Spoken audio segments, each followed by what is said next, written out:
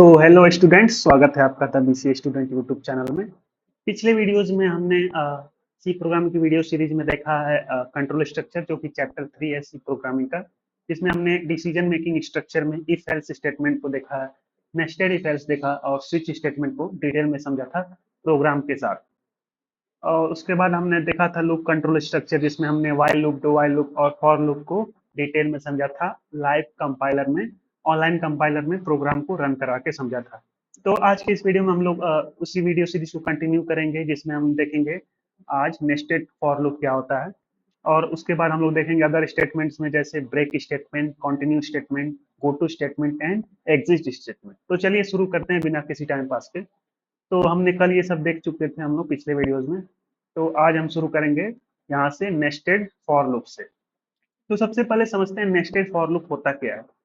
Nested loops can be nested, चलिए इसको highlight करते जाएंगे। Loops can be nested with in one another, यानी कि किसी लूप के अंदर एक और लूप हो तो उसे नेस्टेड लूप कहेंगे। Useful for working with multi dimensional arrays और पैटर्न्स, यानी नेस्टेड लूप का मतलब है एक लूप के अंदर दूसरा लूप। ये तब काम आता है जब हमें मल्टी डायमेंशनल एरेज के साथ काम करना होता है या कोई स्पेसिफिक पैटर्न जनरेट करना होता है। नेस्टेड लूप का यूज करके हम कॉम्प्लेक्स डेटा स्ट्रक्चर को इजीली ट्रैवर्स कर सकते हैं। अभी हमने डेटा स्ट्रक्चर नहीं पढ़ा है, तो कोई आपको बात समझ नहीं आ रही होगी, तो टेंशन की कोई जरूरत नहीं है, आगे चल के हम लोग सब समझ लेंगे। अ, तो हमें नेस्टेड लूप का यूज करके पैटर्न बेस्ड प्रोग्रामिंग टास्क को इफिशिएंटली सॉल्व कर सकते हैं। तो इसका सिंटेक्स होता है, जैसे यहाँ पे एक दो फॉर लूप हैं, जैसे कि एक जो मेन फॉर लूप है इसे पेरेंट लूप कहेंगे। ये यहाँ से यहाँ तक ये पेरेंट लूप है। इसके अंदर जो एक और फॉर लूप है, यानी कि नेस्टेड लूप जो है, इसे चाइल्ड लूप कहेंगे। ये इसका चाइल्ड कहलाएगा, ये वाला जो है। और ये जो पेरेंट फॉर लूप की बॉडी के अंदर, यानी कि कर्ली ब्रेसेस ओपन से लेके कर्ली ब्रेसेस क्लोज के बीच में जो बॉडी आती है पेरेंट फॉर लूप की, उसके अंदर जो है वो चाइल्ड लूप है, यानी कि यहीं पे नेस्टेड हो जा रहा है, लूप के अंदर लूप हो जा रहा है। तो ये है नेस्टेड लूप का कॉन्सेप्ट। तो चलिए एक एग्जाम्पल से समझते हैं। यहाँ पे एक एग्जाम्पल गिवन है, फॉर लूप है यहाँ पे, इनिशियलाइजेशन आई इक्वल टू 1 है, कंडीशन यहाँ पे I is less than equal to 3, और यहाँ पे आइट्रेशन आई प्लस प्लस का काउंटर पार्ट। फिर इसके अंदर एक और लूप डिक्लेयर किया गया है, जिसमें इनिशियलाइजेशन जे इक्वल टू 1 है और condition j is less than equal to 3 है, और जे प्लस प्लस है। तो इसमें प्रिंट किया जा रहा है %d यानी आई और जे की वैल्यू। तो सबसे पहले जब लूप यहाँ से स्टार्ट होगा आई इक्वल टू 1 से, कंडीशन यहाँ पे चेक होगी I is less than equal to 3। तो कंडीशन जब ट्रू होगी तभी इस अंदर के बॉडी में, यानी कि दूसरे लूप में इंटर होगा। तो इस लूप में इंटर होने के लिए फिर से यहाँ की कंडीशन चेक होगी, J is less than equal to 3। तो यहाँ पे भी जे की वैल्यू 1 है, तो कंडीशन ट्रू होगी, तो यहाँ पे प्रिंट होगी आई की वैल्यू और जे की वैल्यू। तो आई की वैल्यू 1 है और जे की वैल्यू भी 1 है, तो ये प्रिंट हो जाएगा। फिर जब यहाँ पे ये प्रिंटफ फंक्शन को एग्जीक्यूट होने के बाद यहाँ से लूप का कंट्रोल यहाँ पे आएगा, यानी कि इसी अंदर वाले लूप के काउंटर पार्ट पे, यानी कि जेड प्लस प्लस होगा, फिर कंडीशन यहाँ पे चेक होगी, यानी जे की वैल्यू 1 थी अब हो जाएगी 2, और यहाँ पे चेक होगी फिर से condition j is less than equal to 3, यानी कि कंडीशन अभी भी ट्रू है, 2 is less than equal to 3 है। तो फिर से यहाँ पे प्रिंटफ वाले फंक्शन पे आएगा और प्रिंट करेगा फिर से और आई और जे की वैल्यू। तो आई की वैल्यू तो अभी भी 1 ही है, तो यहाँ पे 1 प्रिंट होगा, और जे की वैल्यू अब हो गई है 2, तो 1 2 प्रिंट होगा। और प्रिंटफ फंक्शन का एग्जीक्यूट होने के बाद फिर से यहाँ से कंट्रोल यहाँ पे फिर वहीं पे पहुंचेगा जे प्लस प्लस पे। तो अब जे प्लस प्लस होने के बाद इस जे की वैल्यू हो जाएगी 3। अब कंडीशन फिर से यहाँ पे चेक होगी, J is less than equal to 3। तो कंडीशन अभी भी ट्रू है, क्योंकि 3 is less than equal to 3, यानी कि कंडीशन ट्रू है। तो फिर से प्रिंटफ फंक्शन ये स्टेटमेंट एग्जीक्यूट करेगा, प्रिंट करेगा आई और जे की वैल्यू। आई की वैल्यू अभी भी 1 है, तो यहाँ पे 1 प्रिंट होगा, और जे की वैल्यू हो गई है 3। अब यहाँ ये स्टेटमेंट एग्जीक्यूट होने के बाद फिर से कंट्रोल यहाँ पहुंचेगा जे प्लस प्लस के बाद। अब जे की वैल्यू हो जाएगी 4। अब 4 होने के बाद ये वाली कंडीशन चेक होगी, J is less than equal to 3। यहाँ पे तो जे की वैल्यू 4 हो चुकी है, तो कंडीशन हो जाएगी फॉल्स। तो इस लूप से कंट्रोल अब बाहर आ जाएगा, यानी कि यहाँ पे आ जाएगा, और आई की वैल्यू अब इंक्रीमेंट होगी। आई की वैल्यू पहले थी 1, अब हो जाएगी यहाँ पे 2। 2 होने के बाद यहाँ पे अब कंडीशन चेक होगी, i is less than equal to 3, तो कंडीशन हो जाएगी ट्रू, क्योंकि 2 is less than equal to 3 है तो कंडीशन ट्रू है। तो फिर से इसके बाद वाले मतलब इसके अंदर वाले लूप में एंट्री होगी और जे का इनिशियलाइजेशन हो जाएगा 1 से, फिर से जे 1 से इनिशियलाइज हो जाएगा और कंडीशन चेक होगी J is less than equal to 3, तो कंडीशन ट्रू हो जाएगी। फिर से यही काम हो जाएगा, प्रिंट ऑफ फंक्शन का एग्जीक्यूशन होगा, यहाँ पे आई की वैल्यू अब हो जाएगी 2 और जे की वैल्यू 1। वैसे ही फिर से अब यहाँ से कंट्रोल यहाँ पे पहुंचेगा, जे प्लस प्लस होगा और जे की वैल्यू हो जाएगी अब 2, तो कंडीशन चेक होगी J is less than equal to 3, तो कंडीशन ट्रू होगी, तो नीचे प्रिंट ऑफ फंक्शन में आएगा, आई की वैल्यू प्रिंट करेगा और जे की, आई की वैल्यू अभी भी 2 है और जे की वैल्यू अब 2 हो चुकी है। फिर इसके बाद यहाँ से कंट्रोल यहाँ पहुंचेगा, फिर से जे प्लस प्लस होगा, यानी कि 2 पहले था अब हो जाएगा 3, कंडीशन यहाँ पे फिर से चेक होगी J is less than equal to 3, तो यहाँ पे फिर से जे की वैल्यू हो जाएगी 3, तो कंडीशन तो ट्रू हो जाएगी, तो यहाँ पे प्रिंट फंक्शन फिर से एग्जीक्यूट होगा, आई और जे की वैल्यू प्रिंट करेगा, आई की वैल्यू अभी भी 2 है और जे की वैल्यू हो गई है 3। इसके बाद फिर से यहाँ से कंट्रोल पहुंचेगा यहाँ पे जे प्लस प्लस पे और जे की वैल्यू हो जाएगी अब 4, यहाँ पे अब फिर से कंडीशन चेक होगी, 4 is less than equal to 3, तो कंडीशन फॉल्स हो जाएगी, तो जो ये चाइल्ड लूप है इससे कंट्रोल निकल के आ जाएगा पेरेंट वाले लूप पे। तो यहाँ पे अब आई की वैल्यू इंक्रीमेंट होगी, आई की वैल्यू लास्ट 2 थी, अब हो जाएगी 3, तो यहाँ से 3 की अब कंडीशन चेक होगी, यहाँ पे 3 is less than equal to 3, तो इक्वल टू है तो कंडीशन ट्रू हो जाएगी, तो फिर से इस वाले चाइल्ड वाले लूप में एंट्री होगी और आई जे की वैल्यू इनिशियलाइज होगी फिर से यहाँ पे 1 से, तो फिर से चेक होगा J is less than equal to 3, तो यहाँ पे फिर से कंडीशन ट्रू होगी, तो फिर से प्रिंट ऑफ फंक्शन एग्जीक्यूट होगा आई और जे की वैल्यू, अब आई की वैल्यू देखिए 3 हो चुकी है और जे की वैल्यू यहाँ पे 1 है। अब फिर से प्रिंट ऑफ फंक्शन एग्जीक्यूट होने के बाद कंट्रोल यहाँ पे जाएगा जे वाले पे, इनर वाले फंक्शन में, और जे की वैल्यू इंक्रीमेंट हो जाएगी, अब हो जाएगी 2। अब यहाँ से फिर से कंडीशन चेक होगी, 2 is less than equal to 3, तो कंडीशन फिर से ट्रू होगी, तो फिर से इसके अंदर वाला कोड एग्जीक्यूट होगा, यानी प्रिंट फंक्शन एग्जीक्यूट होगा, आई और जे की वैल्यू प्रिंट होगी, तो आई की वैल्यू अभी भी 3 है और जे की वैल्यू 2 हो चुकी है। और ये प्रिंट फंक्शन का एग्जीक्यूशन होने के बाद फिर से कंट्रोल पहुंचेगा जे प्लस प्लस पे और जे की वैल्यू इंक्रीमेंट हो जाएगी 1 से, यानी कि अब जे की वैल्यू हो जाएगी 2 और कंडीशन चेक होगी J is less than equal to 3, यानी 2 से अब 3 हो जाएगी, तो 3 is less than equal to 3, यानी कि कंडीशन अभी भी ट्रू है, तो प्रिंट फंक्शन फिर से प्रिंट करेगा आई और जे की वैल्यू, आई की वैल्यू 3 है और जे की वैल्यू भी 3 हो चुकी है।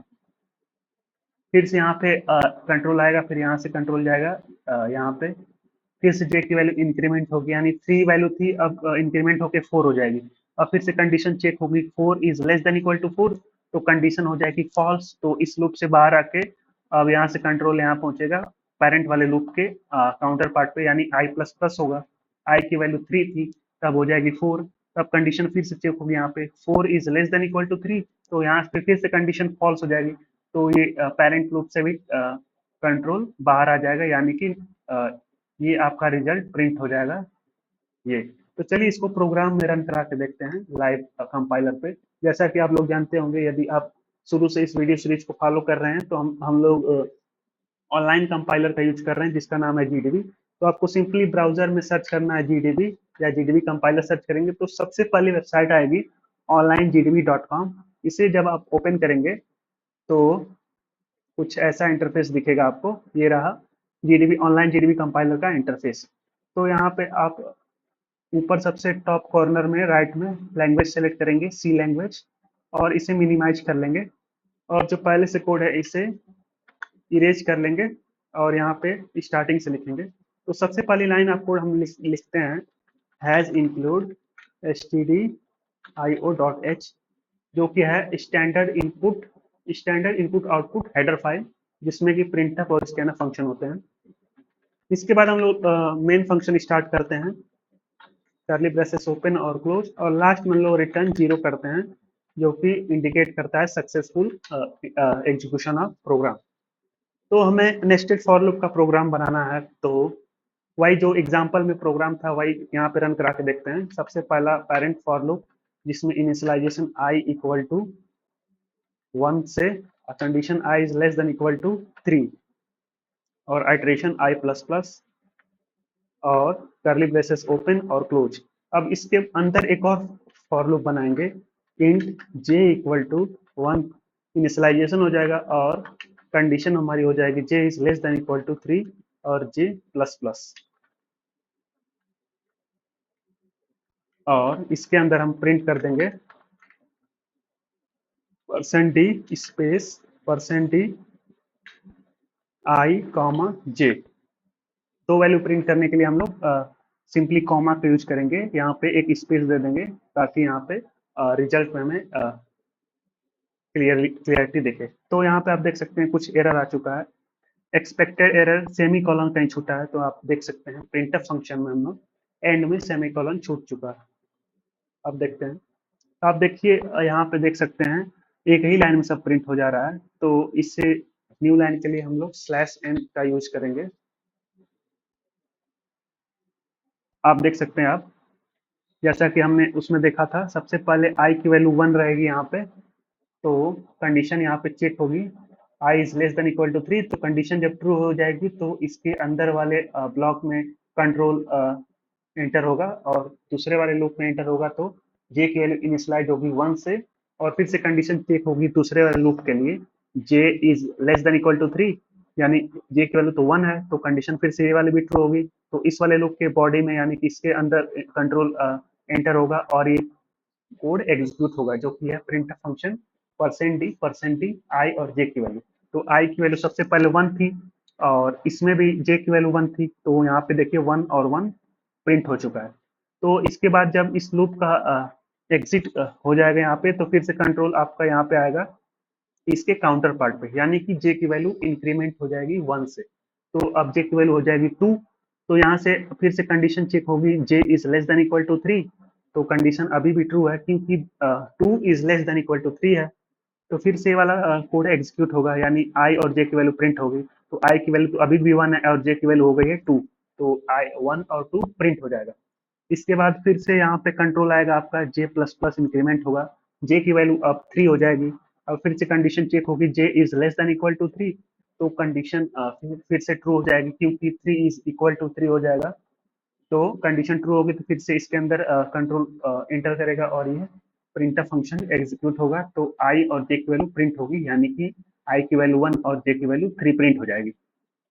इसके बाद फिर से यहाँ पे j की वैल्यू इंक्रीमेंट होगी 1 से, यानी कि अब हो जाएगी इसकी वैल्यू 4, यानी कि 3 पहले थी अब हो जाएगी 4, तो कंडीशन फिर से चेक होगी 4 is less than equal to 3, तो यहाँ पे हो जाएगी कंडीशन फॉल्स, तो इसके अंदर का कोड अब एग्जीक्यूट नहीं होगा, अब डायरेक्ट यहाँ पे आएगा लास्ट में, तो लास्ट में इसका जो पेरेंट फॉर लूप है इसका क्लोज क्लोज ब्रैकेट है, तो यहाँ पे इसका कंट्रोल ऊपर आ जाएगा, यहाँ पे i प्लस प्लस हो जाएगा, इंक्रीमेंट होगा, तो i की वैल्यू अब हो जाएगी 2, तो यहाँ पे फिर से कंडीशन चेक होगी i is less than equal to 3, तो कंडीशन ट्रू हो जाएगी क्योंकि i की वैल्यू अब 2 है और 2 is less than equal to 3, तो कंडीशन ट्रू होगी, तो इसके अंदर फिर से एंटर होगा कंट्रोल, तो यहाँ से फिर से इस लूप में इनिशियलाइज होगा j इक्वल टू 1, यानी कि j की वैल्यू फिर से 1 से इनिशियलाइज होगी और कंडीशन चेक होगी j is less than equal to 3, तो कंडीशन फिर से ट्रू होगी, तो प्रिंटफ फंक्शन फिर से एग्जीक्यूट होगा और i और j की वैल्यू प्रिंट करेगा,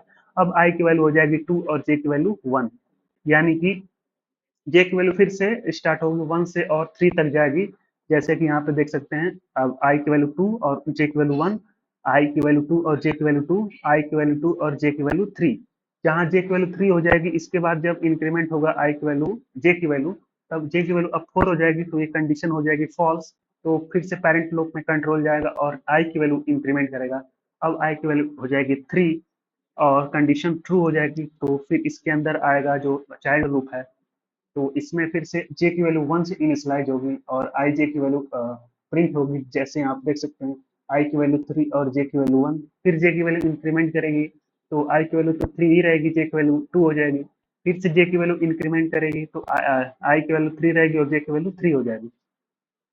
अब फिर से जब j की वैल्यू इंक्रीमेंट करेगी 3 से, तो j की वैल्यू अब हो जाएगी 4, यहाँ पे फिर से कंडीशन चेक होगी, तो कंडीशन फॉल्स हो जाएगी, तो फिर इसके ऊपर वाले लूप में कंट्रोल जाएगा, अब i की वैल्यू इंक्रीमेंट होगी, i की वैल्यू इंक्रीमेंट होकर 4 हो जाएगी, तो यहाँ पे क्या कहते हैं, कंडीशन चेक होगी i is less than equal to 3, तो कंडीशन ये भी फॉल्स हो जाएगी, तो ये पेरेंट लूप से भी कंट्रोल बाहर आके यहाँ पे आ जाएगा और यहाँ पे जो भी कुछ लिखा रहेगा प्रिंट हो जाएगा आपका। लास्ट में सबसे फाइनल प्रिंट हो गया। देखिए ये था नेस्टेड फॉर लूप का कॉन्सेप्ट, जिसमें हमने देखा कैसे कंट्रोल इधर से उधर फ्लो हो रहा है। तो चलिए एक पैटर्न प्रिंट करके देखते हैं नेस्टेड लूप का यूज करके।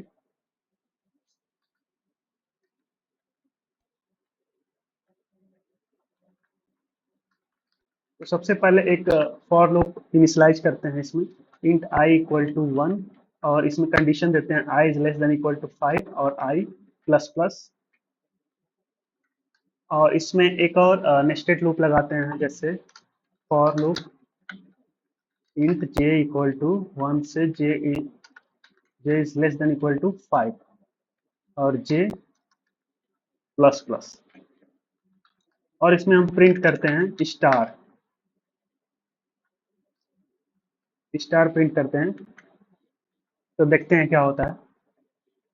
तो देखिए सब स्टार एक ही लाइन में प्रिंट हो चुका है, यानी कि हर एक आई के लिए 5 जे प्रिंट हो रहा है, यानी कि आई 1 के लिए 5 यहाँ, आई 2 के लिए 5 जे, आई 3 के लिए 5 जे, आई 4 के लिए 5 जे और आई 5 के लिए 5 जे प्रिंट हो रहा है।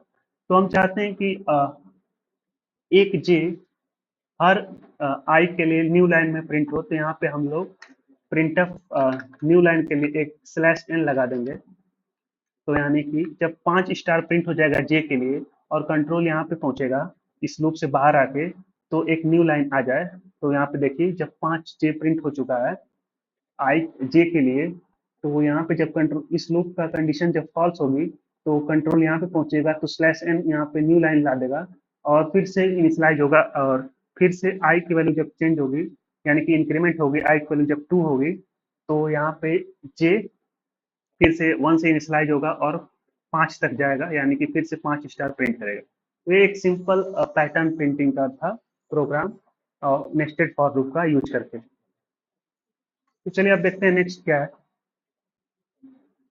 ये हो गया नेस्टेड फॉर लूप। अब देखते हैं कुछ अदर स्टेटमेंट्स, जैसे कि है ब्रेक स्टेटमेंट। तो समझते हैं ब्रेक स्टेटमेंट क्या होती है।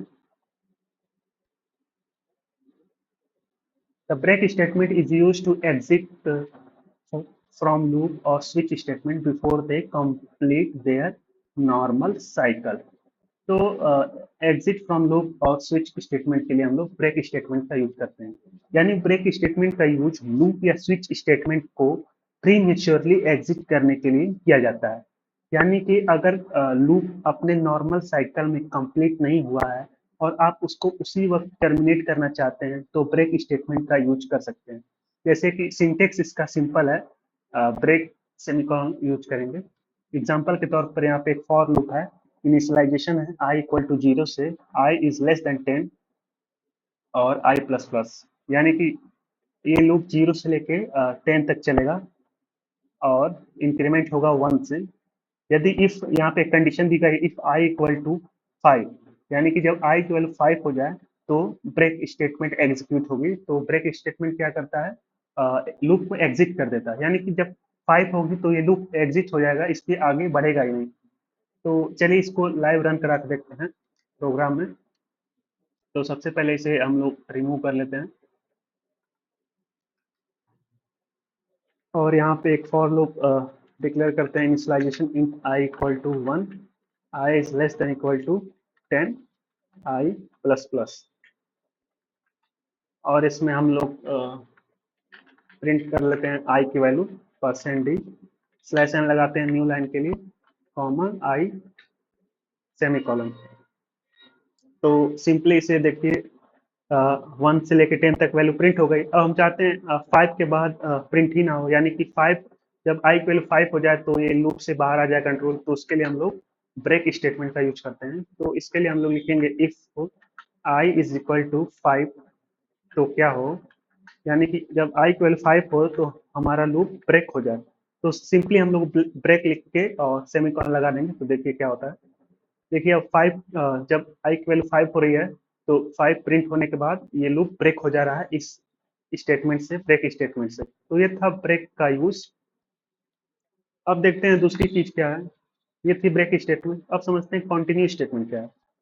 The continue statements skip the current iteration of the loop continues with the next iteration। Continue statement का यूज करंट आइटरेशन को स्किप करके नेक्स्ट आइटरेशन पर जंप करने के लिए होता है। मतलब अगर आप चाहते हैं कि कुछ स्पेसिफिक कंडीशन में लूप के बाकी पार्ट को एग्जीक्यूट ना किया जाए और सीधे नेक्स्ट आइटरेशन पे जाया जाए तो कंटिन्यू स्टेटमेंट का यूज कर सकते हैं।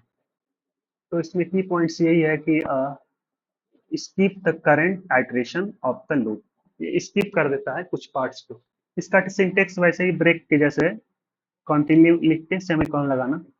एक एग्जांपल यहाँ पे गिवन है, फॉर लूप इनिशियलाइज किया गया आई इक्वल टू 0 से, condition I is less then 5 है और काउंटर पार्ट है आई प्लस प्लस। यहाँ पे कंडीशन दी गई है आई इक्वल टू 2, यानी जब आई इक्वल टू हो जाए तो यहाँ इसके बाद वाले जो कोड है इसको स्किप करके डायरेक्ट कंटिन्यू किया जाए नेक्स्ट आइटरेशन से, यानी कि इसका इंक्रीमेंट कर दिया जाए। तो चलिए इसको प्रोग्राम से समझते हैं डायरेक्ट।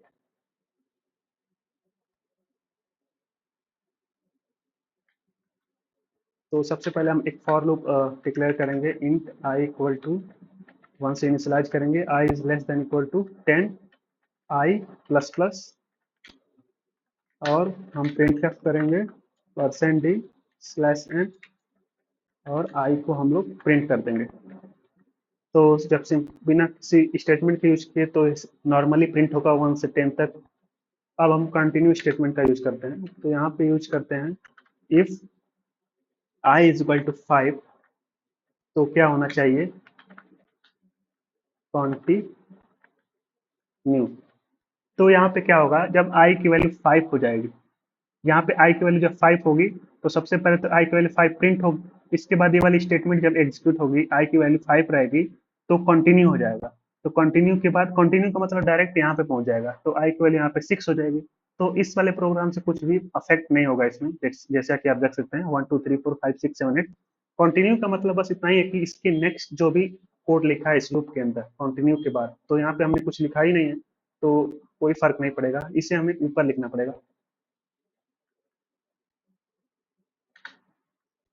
यहाँ पे आप देख सकते हैं सबसे पहले आई की वैल्यू 1 होगी तो ये कंडीशन तो फॉल्स हो जाएगी, तो ये वाला तो एग्जीक्यूट होगा नहीं, तो प्रिंट हो जाएगा आई की वैल्यू 1। फिर 2 होगी तो 2 प्रिंट होगा, 3 होगी 3 प्रिंट होगा, 4 होगी तो 4 प्रिंट होगा। और जब 5 हो जाएगी आई की वैल्यू तो कंटिन्यू स्टेटमेंट एग्जीक्यूट होगी, डायरेक्ट यहाँ से कंट्रोल यहाँ पे पहुंच जाएगा, ये वाली लाइन एग्जीक्यूट नहीं होगी 5 वाले केस में, यानी कि 5 प्रिंट नहीं होगा। तो जैसा कि आप देख सकते हैं 1 2 3 4, अब डायरेक्ट 6 प्रिंट हो गया। तो कंटिन्यू से स्किप कर सकते हैं आप किसी भी प्रोग्राम के किसी भी लाइन ऑफ कोड को फॉर स्पेसिफिक आइटरेशन। तो ये था कंटिन्यू का यूज। अब देखते हैं दूसरी चीज क्या है। कंटिन्यू स्टेटमेंट के बाद आता है गो टू स्टेटमेंट। आप समझते हैं गो टू स्टेटमेंट क्या होता है।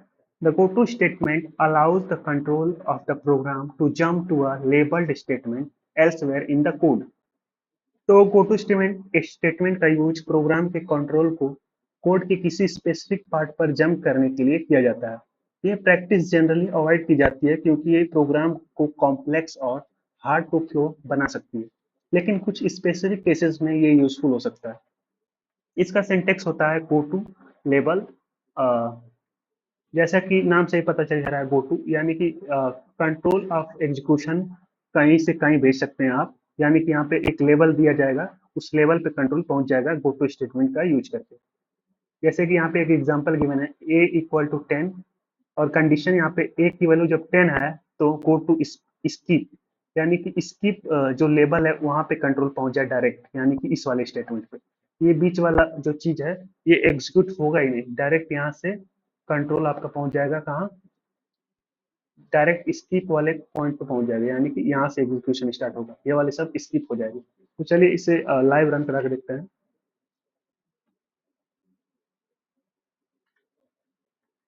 यहाँ पे एक डिक्लेयर है इंट ए इक्वल टू, यहाँ पे हमने एक इनिशियलाइजेशन किया है वेरिएबल ए इक्वल टू 10। अब यहाँ पे चेक करते हैं इफ ए इक्वल टू 10 है तो क्या हो, गो टू, गो टू कोई भी हम लेबल अपने नाम से लिख सकते हैं, गो टू लास्ट लिख सकते हैं, और सेमीकोलन लगाते हैं और यहाँ पे print the student slash n, और यहाँ पे हम लास्ट लिखते हैं print this is last line. तो देखिए जब हम इस स्टेटमेंट को नहीं लिखते हैं, डायरेक्ट रन कराते हैं, तो पहले तो डिक्लेरेशन हो गया, इसके बाद ये वाली लाइन प्रिंट हुई है, print of the BC student, इसके बाद ये वाले एग्जीक्यूशन हुआ है, this is the last line. और यदि हम गो टू स्टेटमेंट लगाते हैं, यानी कि यहाँ पे एक कंडीशन लगाते हैं, ए की वैल्यू जब 10 हो तो कंट्रोल ऑफ एग्जीक्यूशन डायरेक्ट पहुंच जाए लास्ट पे।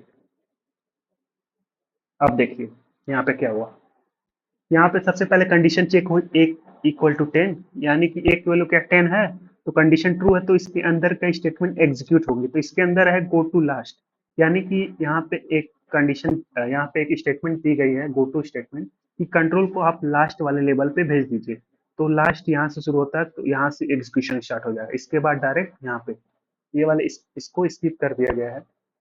तो ये था गो टू स्टेटमेंट का यूज, कि इसमें कुछ स्टेटमेंट को स्किप कर दिया जाता है और कंट्रोल को कहीं भी दूसरी जगह भेजा जा सकता है नॉर्मल कंडीशन के अलावा। जैसे नॉर्मली तो ये ऐसे रन करता है लाइन बाय लाइन, लेकिन इसमें गो टू स्टेटमेंट का यूज करके हमने कंट्रोल को डायरेक्ट लास्ट वाले लेवल पे भेज दिया है, यानी कि यहाँ पे तो ये वाली लाइन एग्जीक्यूट नहीं हुई है, तो डायरेक्ट यहाँ से एग्जीक्यूशन स्टार्ट हो गया। तो ये था गो टू स्टेटमेंट का यूज। एग्जिट स्टेटमेंट क्या होती है? The exit statement, the exit function is terminate the program and return control to the operating system.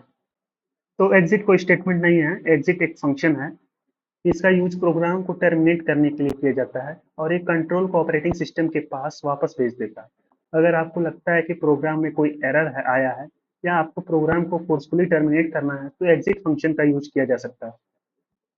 तो जैसे कि हर एक फंक्शन किसी न किसी लाइब्रेरी फंक्शन का एक पार्ट होता है, तो जो कि एग्जिट फंक्शन है वो है जैसे प्रिंटफ फंक्शन और scanf function standard input output library function के फंक्शंस हैं, वैसे ही एग्जिट फंक्शन क्या कहते हैं stdio.std live.h हेडर फाइल के फंक्शंस हैं। तो एग्जिट फंक्शन को यूज करने के लिए हमें ये वाली हेडर फाइल को भी इंक्लूड करना पड़ेगा।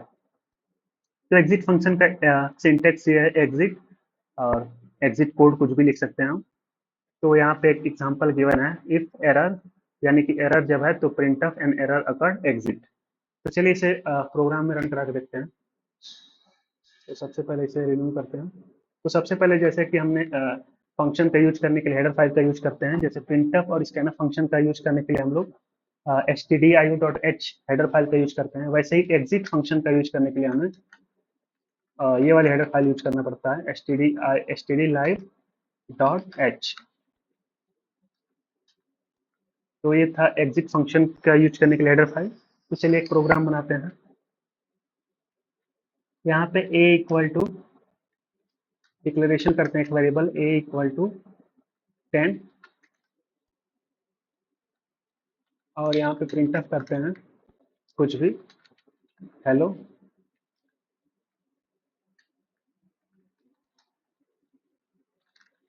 और प्रिंट ऑफ करते हैं वर्ल्ड। अब यहाँ से रन करा के देखते हैं।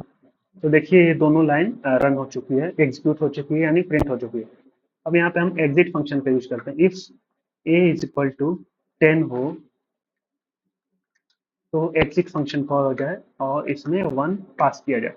अब देखिए क्या होता है। अब देखिए यहाँ पे प्रिंट फंक्शन सबसे पहले हेलो प्रिंट कर चुका है और यहाँ पे वाली कंडीशन चेक हुई a इज इक्वल टू 10, क्या एक a की वैल्यू 10 है तो कंडीशन तो ट्रू हो जाएगी, तो ये एग्जिट फंक्शन एग्जीक्यूट हो जाएगा और पूरे प्रोग्राम को टर्मिनेट कर देगा यहीं से डायरेक्ट, इसके नीचे का कोई भी कोड एग्जीक्यूट नहीं होगा। तो देखिए यहाँ पे बस हेलो प्रिंट हुआ है और वर्ल्ड प्रिंट नहीं हुआ। तो ये था एग्जिट फंक्शन का यूज। तो यहाँ पे सी प्रोग्रामिंग का चैप्टर 3 कंप्लीट होता है, जिसका नाम था कंट्रोल स्ट्रक्चर। तो इस वीडियो लेक्चर्स के नोट्स आपको पीडीएफ नोट्स आपको टेलीग्राम चैनल पर मिल जाएंगे या वेबसाइट्स पे मिल जाएंगे, जिसका लिंक आपको डिस्क्रिप्शन में मिल जाएगा।